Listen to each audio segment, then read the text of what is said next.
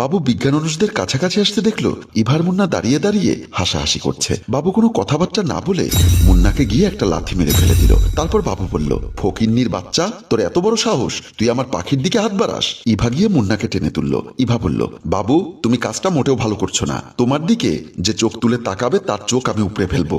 ইভা মুন্নাকে বলল, মুন্না তুমি কিছু মনে করো না, ব্যাপারটা আমি দেখছি। বলে ইভা বাবুর হাত ধরে টানতে টানতে ক্যান্টিনের দিকে নিয়ে গেল। ক্যান্টিনে এসে ইভা বলল, এখানে বসো। বাবু একটা চেয়ারে বসলো। ইভা আর একটা চেয়ারে বসে বলল, আমি কি তোমার জন্য কলেজেও আসতে পারবো না? তুমি কলেজে না আসলে তো আমিই কলেজ ছেড়ে দিব। তুমি তো জানো আমি তোমাদের 3 ব্যাচ সিনিয়র ছিলাম। শুধুমাত্র তোমাকে দেখে তোমার সাথে পড়ার জন্য আমি 3 ইয়ার্স ড্রপ করেছি। বাবু দিস ইজ টু মাচ। সবকিছুর উপর জোর চললেও মনের উপর জোর চলে না।